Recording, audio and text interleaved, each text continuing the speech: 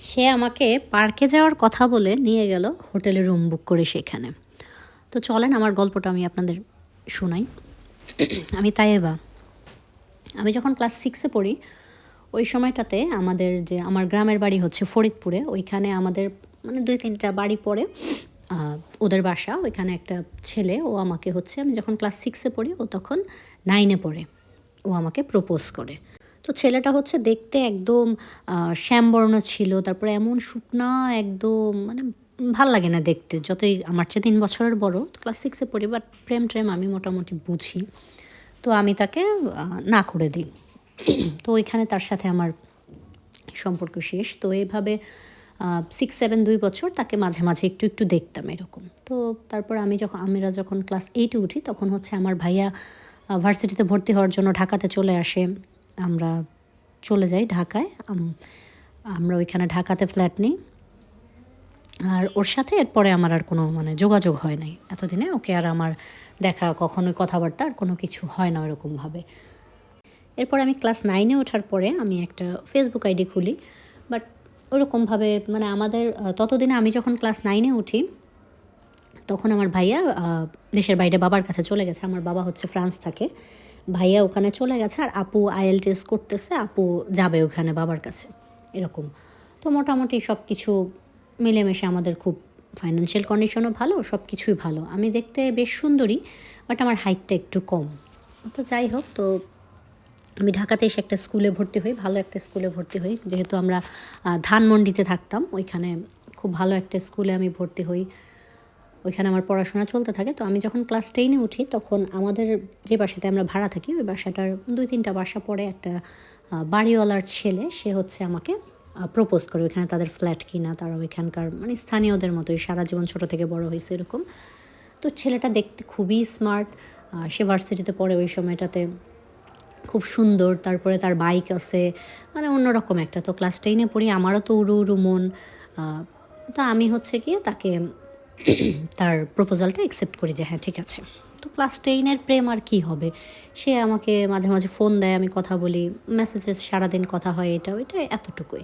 মাঝে, মাঝে মাকে বান্ধবীদের বাসায় যাব বলে গিয়ে একটু বাইরে কফি খাই বা কোচিং থেকে আসার সময় একটু দেখা হইলো, সে পিছে, পিছে আসলো। এরকম এতটুকুই প্রেম চলতেছে। তো আমার যখন ওই ছেলেটার সাথে রিলেশন চলতেছে, যে আমাদের ঢাকার বাসার সামনে যে থাকে, ওই সময়টাতে যে আমাদের গ্রামের যে বললাম আমাকে ক্লাস 6 এ প্রপোজ করছিল, ওই ছেলেটার নাম হচ্ছে তুহিন। ও আমাকে ও আমাকে ফেসবুকে ফ্রেন্ড রিকোয়েস্ট পাঠায়। তো ততদিনে তো ও অনেকটা পরিবর্তন হয়ে গেছে। ও এখন ভার্সিটিতে পড়ে। তো ওকে দেখতে মানে লাগতেছিল, মনে হচ্ছিল আমি খুব চিনি। ওর স্বাস্থ্য-টাস্থ্য খুব ভালো হয়ে গেছে, খুব লম্বা হয়ে গেছে এরকম। তো আমি মনে হচ্ছিল ছেলেটাকে চেনা, চেনা লাগতেছে। তো প্রোফাইল পিকচার দেখে ততটা মানে খেয়াল করতে পারতেছিলাম না। তারপরে ওর ফ্রেন্ড রিকোয়েস্টটা আমি অ্যাকসেপ্ট করলাম। করার পরে ও মেসেঞ্জারে ৩-৪ দিন পরে দেখলাম যে নক করছে, আমাকে চিনতে পারছো? তো আমি বললাম, আপনাকে চেনা, চেনা লাগতেছে বাট আপনি কে সেটা সঠিক বলতে পারতেছি না। যাই হোক, তো এভাবে টুকটাক তার সাথে কথা হলো। তারপরে সে পরিচয় দিল, বলল। তো আমিও যে ঠিক আছে, এক এলাকার যেহেতু কথা বলাই যায়। তো মাঝে, মাঝে ও মেসেঞ্জারে কেমন আছো, কী করছো, পড়াশোনা কেমন চলতেছে? আমিও জিজ্ঞেস করতাম আপনি কেমন আছেন? ও তখন ঢাকাতে চলে আসছে, ভার্সিটিতেও পড়ে, ও ঢাকাতে থাকে। তো যেহেতু ও ঢাকা থাকে এরকম বলতো, ওর সাথে আমার মানে কথাবার্তা হইতো মোটামুটি। আর আমার রিলেশন চলতেছিল ওই ধানমন্ডির ওই ছেলেটার সাথে। তো ওই ছেলেটা ছিল খুব ডিমান্ডিং। ওর মানে যখন তখন আমাকে ফোন দিবে যে আসো একটু বাইরে ঘুরতে যাই। তো আমি না যেতে পারলেই সে হচ্ছে রাগ হয়। বাট বাবা যেহেতু বাহিরে থাকতে, মা আমাদের ২ বোনকে খুব মানে চোখে, চোখে রাখে। যেখানে যাই মাকে সাথে নিয়ে যেতে হয়। মা স্কুলে সাথে করে দিয়ে আসে, সাথে করে বাসায় আনে, এরকম আরকি। তো আমি তার সাথে ঘুরতে পারতাম না। যাই হোক, তারপরে এসএসসি পরীক্ষা দিলাম। খুব ভালো রেজাল্ট হইলো। ইন্টারে একটা আ ভালো কলেজে ভর্তি হইলাম। তো কলেজ পড়া তো মানে এখন মা একটু ছেড়ে দিছে যে ঠিক আছে, তুমি নিজেরটা নিজে বাসা থেকে সামনেই কলেজ রিক্সা নিয়ে যেতে পারবা, যাও। তো ভাই বাহিরে থাকে, বাবা বাহিরে থাকে। মানে মোটামুটি খুব ভালো অ্যামাউন্টের একটা হাত খরচ আমাকে দেয়া হইতো। মানে আমি পাখনা ছাড়া উঠতেছিলাম কলেজ যাওয়ার পরে, এরকম একটা অবস্থা। তো তখন হচ্ছে আমি কলেজে পড়ি, ওই সময়টাতে ৩-৪ মাস পরে ওই ছেলেটা আমাকে, যার সাথে আমার রিলেশন চলতেছিল, ও একদিন বলতেছে যে চলো আমরা সবাই হচ্ছে ইসে যাই ঘুরতে। নরসিংদীর যে জিন্দা পার্ক নামে একটা পার্ক আছে, বললো যে চলো ওইখানে আমরা ঘুরতে যাই। তো আমি তো চিনি না, এর আগে আমি কখনো ওই দিকটাতে যাই নাই। তো আমি জিজ্ঞেস করলাম যে ওখানে যেতে কতটুকু সময় লাগবে? বললো ১ ঘন্টা লাগবে যেতে, ১ ঘন্টা আসতে, আমরা ২-৩ ঘন্টা ওখানে সময় দেবো। তোমার কলেজ আর কোচিংয়ের টাইমের মধ্যে তুমি বাসায় চলে যেতে পারবা। তো আমি ঠিক আছে, তো বাসা থেকে কলেজ ড্রেস পরে বের হইলাম, সাথে করে একটা ড্রেস ব্যাগে নিয়ে নিলাম। তো কলেজ ড্রেস পরে কি আর ছবি-টবি তুলবো, যেহেতু পার্কে যাইতেছি।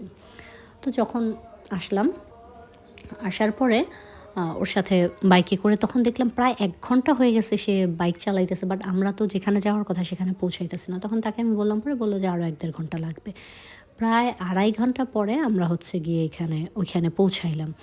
তখন হচ্ছে আমি মানে খুব ভয় পেয়ে গেলাম যে এখানে আসতে যদি ২.৫ ঘন্টা লাগে, যেতেও ২.৫ ঘন্টা লাগবে। তখন ও দেখলাম আমাকে পার্কে না নিয়ে একটা মানে ফ্ল্যাটের মতো একটা রুম ওইখানে নিয়ে গেছে। ওর সাথে ওর ফ্রেন্ডরা ছিল। ওদের মধ্যে আর কি আমিই সবচেয়ে ছোট ছিলাম, যে আমি ইন্টারে পড়ি। আর যারা বাকি ছিল সবাই মোটামুটি ভার্সিটিরই, ওদের ফ্রেন্ডদের সাথে ওদের গার্লফ্রেন্ডরা ছিল। তো ওখানে গেছি আমরা। ও বলল যে তুমি তো ড্রেস চেঞ্জ করবা, ফ্রেশ ট্রেশ হও, ড্রেস চেঞ্জ করো, তারপরে আমরা হচ্ছে পার্কে যাব, একটু ফ্রেশ হয়ে নাও।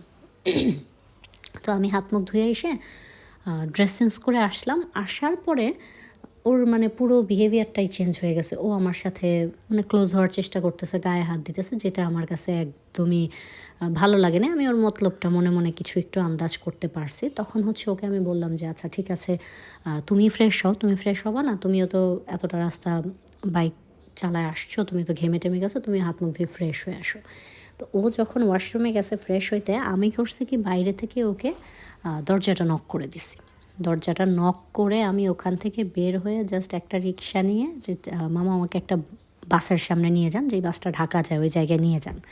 ওইখান থেকে আমি গুলিস্তানের বাস ধরে চলে আসছি। এসে তারপরে বাসায় চলে গেছি। বাট আমি এতটা পরিমাণ ভয় পাইছি, আমি রাস্তায় ওকে সব জায়গা থেকে ব্লক করে দিছি। ও কীভাবে বের হয়েছে, কী হয়েছে, আমি আর কিছু জানি না। তারপরে বাসায় আসার পরে আমি মানে এত পরিমাণ প্যানিক হয়ে গেছিলাম, আমি খুব খারাপ অবস্থা হয়ে গেছে, যেটা দেখে আমি কান্না করতে করতে মানে ওখান থেকে আসতে আমার প্রায় ৩-৩.৫ ঘন্টা সময় লাগছে। এতটুকু সময় আমি জাস্ট কান্নাই করে গেছি।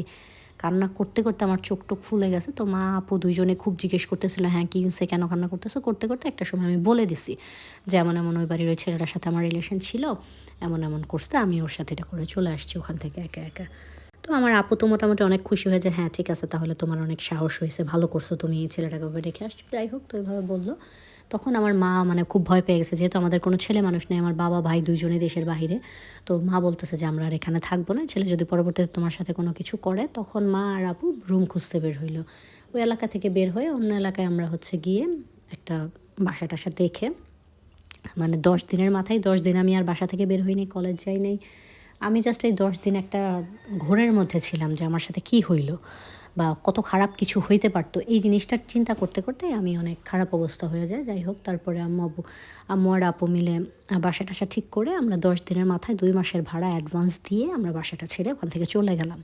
তো যাওয়ার পরে এরপরে আর কখনোই ছেলের সাথে আমার দেখা হয় নাই। সেও আমাকে আর, আমি তো তাকে ব্লক করে রাখছি। তো এই সময়টাতে এই ঘটনার প্রায় ১ মাস পরে ওই যে তুহিন যে ছেলেটা ছিল ওর সাথে কথা হচ্ছিল, ও আমাকে মানে ফোন দিয়ে কথা বলতেছে বলতেছে হুট করে ও না আমাকে ফোনের মধ্যে প্রপোজ করছে।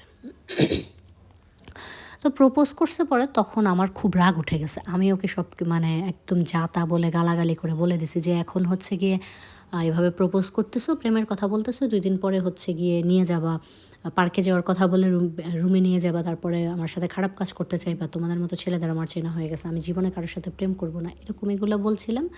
তো ও না মানে বুঝতে পারছে যে আমি যে কোনো একটা বিষয় নিয়ে হয়তো বা মানে চিন্তিত, তো হচ্ছে গিয়ে কিছু বলেনি, ও ফোনটা কেটে দিছে। তো ২-৩ দিন পরে ও আবার আমাকে মেসেজ করছে যে তোমার কি মাথা ঠান্ডা হয়েছে, কথা বলা যাবে, ফোন দিব?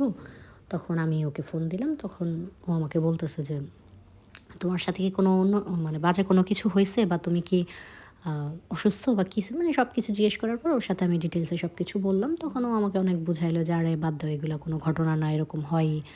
তো আমি ওর সাথে কথা বলতে বলতে ওই সময়টাতে যেহেতু অনেকটা ভেঙে পড়ছিলাম, এরপরে ও আর আমাকে প্রপোজ করেনি বা কোনো কিছু বলেনি, বাট আমাদের টুকটাক কথা হইতো।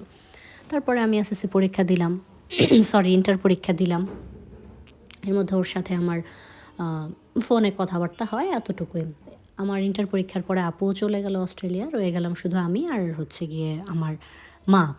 তো এর মাঝে আমার হচ্ছে তুহিনের সাথে কথা হয়, বাট আমাদের কথাগুলো মানে ওইরকম না যে আমরা দুজন রিলেশনে আছি। মাঝে মাঝে আমরা বসুন্ধরায় যাই, একসাথে দেখা করি, মাঝে মাঝে এখানে ওখানে তার সাথে আমি দেখাও করি, বসে কফি খাই, কিন্তু কখনো মানে প্রপোজের বিষয়টা বা প্রেম করতেছি এরকম কোনো কনফেশন নাই, চলতেছে এভাবে। তো আমি যখন ইন্টার পাস করছি ততদিনে তুহিনের হচ্ছে অনার্সটা কমপ্লিট হয়ে গেছে। ও তো ওর বাবা হচ্ছে, ওদের ফ্যামিলি ব্যাকগ্রাউন্ড বলতে ওরা 4 ভাই বোন, ও হচ্ছে ফ্যামিলির সবার ছোট। ওর বাবা একজন ব্যবসায়ী, ওদের ফরিদপুরে প্রায় আমাদের বাসার এখানে ওদের 5 তলা বাড়ি, মোটামুটি মানে সব দিক থেকে পারফেক্ট। কিন্তু ও পড়াশোনা করতেছে, ও এখন দেশের বাইরে যেতে চায়। ওর বাবা ওকে দেশের বাইরে যেতে দিতে চায় না, সে ওকে ব্যবসা করতে বলে। মানে এই ধরনের কথাবার্তা, ফ্যামিলির কথাবার্তা আমাদের হয়, আমার ফ্যামিলি নিয়ে আমি বলি, ওর ফ্যামিলি নিয়েও বলে, এরকম চলতেছে। তো এর মধ্যে হচ্ছে গিয়ে মানে আমার আপু ভাইয়া তো চলে গেছে বাবার কাছে, বাবা হচ্ছে ছুটিতে আসবে। বাবা যখন ছুটিতে আসলো, আসার পরে তখন হচ্ছে চলে আসলো করোনা। করোনার জন্য লকডাউন হয়ে গেল, বাবা আর যেতে পারলো না। তো আমিও আর ভার্সিটিতে ভর্তি হইলাম না। এভাবে মানে ঠেলায় ধাক্কায় কোনো রকম 1-1.5 বছর চলে গেল। যাওয়ার পরে করোনা যাওয়ার পরে আমি 2021 সালে আমি আপু বলতেছে যে তুই বসে থেকে কী করবি, তুই হচ্ছে ভার্সিটিতে ভর্তি হ, পরে দেখা গেছে আসিস। এখন তো মানে সব কিছু ভিসা টিসা নিয়ে একটা প্রবলেম হয়ে গেল দেশের বাইরে যাওয়া নিয়ে। তখন আমি বললাম যে ঠিক আছে, বসে থেকে লাভ নেই। তখন আমি ইংরেজিতে অনার্স করার জন্য, ইংলিশে অনার্স করার জন্য ভর্তি হইলাম। তো আমি আমার মতো পড়াশোনা করতেছে, ও ঢাকায় ছিল, মাস্টার্স করতেছে তুহিন। তো আমাদের কথাবার্তা হচ্ছে, বাট কখনো যে ভালোবাসি বলা হয় না দুজন দুজনকে, বাট ভালোবাসি কিনা সেটাও এখন অবধি ফিল করতে পারিনি। যাই হোক, তো বাবা অনেকটা সময় থাকলেন। 2022 সালে বাবা চলে গেলেন। বাবা চলে যাওয়ার পরে হচ্ছে গিয়ে একদিন ও আমাকে জিজ্ঞেস করতেছে, তুহিন যে 2-2বার তো প্রপোজ করলাম, তোমার কাছ থেকে তো কোনো রকম কোনো উত্তর পেলাম না। তো ভ্যালেন্টাইন ডে ছিল এই দিনটাতে, সে হচ্ছে আমাকে প্রপোজ করে বলতেছে যে ও আমার জন্য একটা গোল্ডের রিং আনছে, অনেকগুলো লাল গোলাপ আনছে, তারপরে 2টা অর্কিড আনছে। মানে একসাথে বলতেছে যে আমি তোমাকে তো সেই ছোটোবেলা থেকে ভালোবাসি, বাট তুমি তো আর বিশ্বাস করো না, এখন জীবনে শেষবারের জন্য তোমাকে প্রপোজ করতেছি। এখন হয়তো তুমি অ্যাকসেপ্ট করবা, আর না হলে নাই। এরপরে আমি বিয়ে করে ফেলবো, এরপরে আমি আর কোনো রকম কোনো মানে সম্পর্কের চিন্তা ভাবনা করবো না, এরকম সে আমাকে বলে প্রপোজ করে, রিংটা দিয়ে প্রপোজ করে। তো আমি হচ্ছে এতদিন তাকে দেখার পরে আমিও তার প্রতি অনেকটা দুর্বল হয়ে গেছিলাম। তো আমি তাকে অ্যাকসেপ্ট করে নিলাম যে আচ্ছা ঠিক আছে, আমি আপনাকে ভালোবাসি, তবে বিয়ে আমি এখন করতে পারবো না, যখন আমার বাবা আসবে, বাবার সাথে আপনি কথা বলবেন, তারপরে বিয়ে শাদী।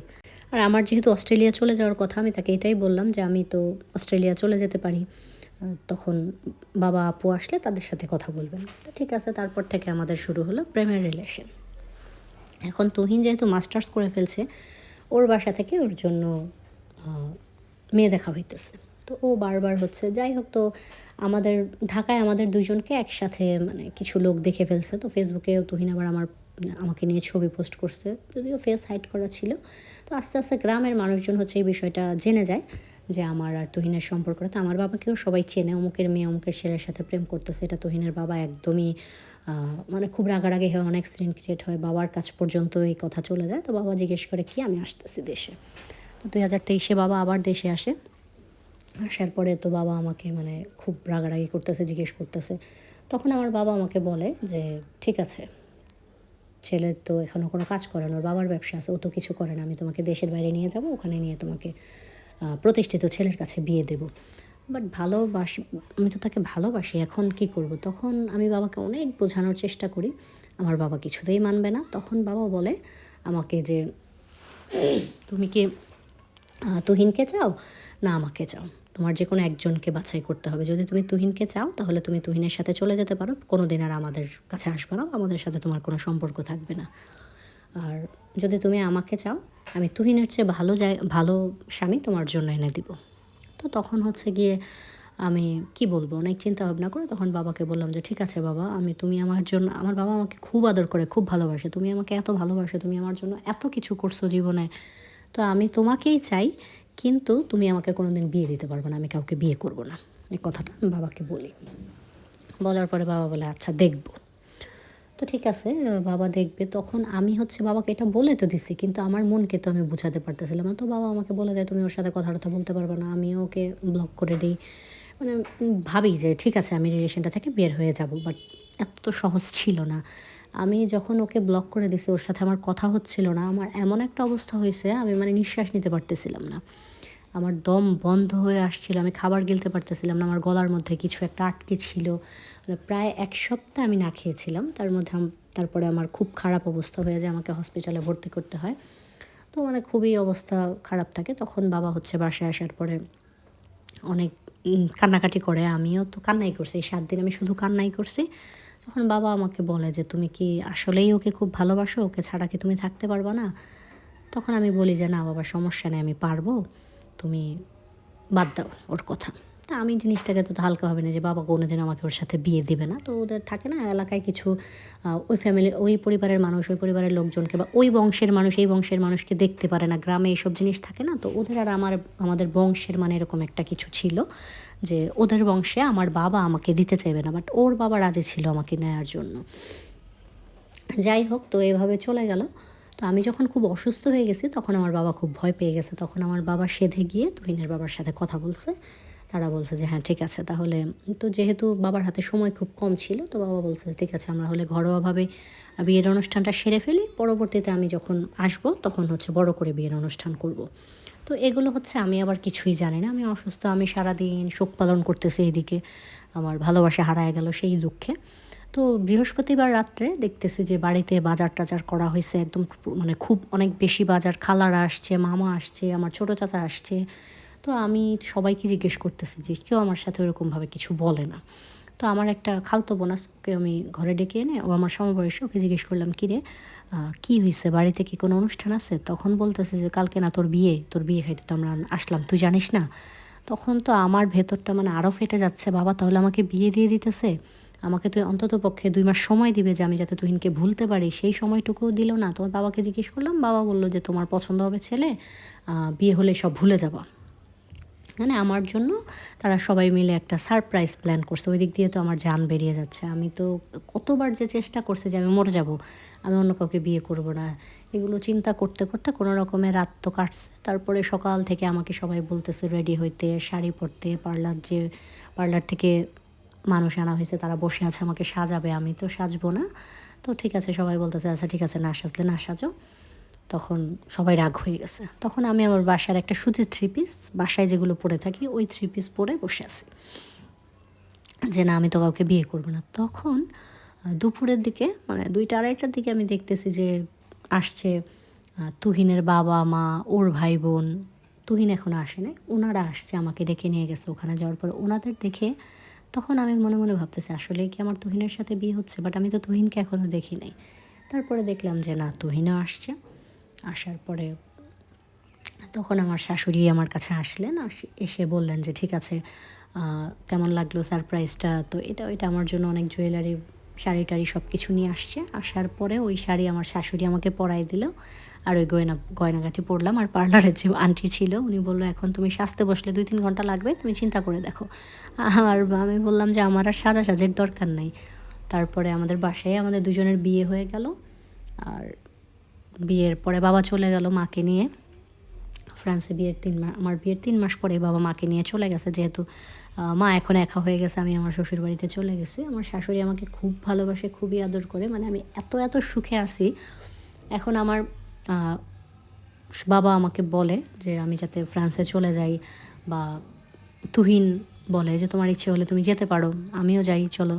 বাট আমার শাশুড়িকে রেখে আমার হচ্ছে যেতে ইচ্ছে করে না। তাদের বাড়িতে আমি এত আনন্দে থাকি, এত ভালো থাকি আমার শাশুড়ির সাথে, আমার ননদ ননার সবাইকে নিয়ে। তো এখন আর আমার দেশের বাইরে যেতে ইচ্ছে করে না। আমি বলি বাবাকে যে তোমরা আসো, বেড়াবা, তখন তোমাদের সাথে দেখা করবো, বাট আমি ওখানে আর যাব না, আমি এখানেই থাকবো। আর তুহিনের কথা তো বলতেই নাই, সে তো আমাকে মাথায় করে রাখে।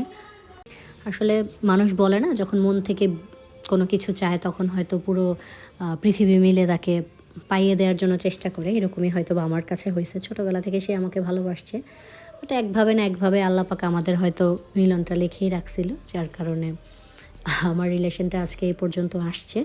তো আমার মাস্টার্সটা কমপ্লিট হলেই ইনশাল্লাহ আমরা বাচ্চা কাচ্চা নিব, ফ্যামিলিটা ঠিকঠাক করবো দুইজন। এখন খুব ভালো আছি আলহামদুলিল্লাহ, সবাই আমাদের জন্য দোয়া করবেন। তো এই ছিল গল্পটা। যদি আপনাদের কাছে গল্পটা ভালো লেগে থাকে তাহলে অবশ্যই লাইক কমেন্ট করে দিবেন। আর আরও এরকম গল্প শুনতে চাইলে অবশ্যই আমার চ্যানেলটা সাবস্ক্রাইব করে দিবেন। সবাই ভালো থাকবেন, সুস্থ থাকবেন। আল্লাহ হাফেজ, শুভরাত্রি।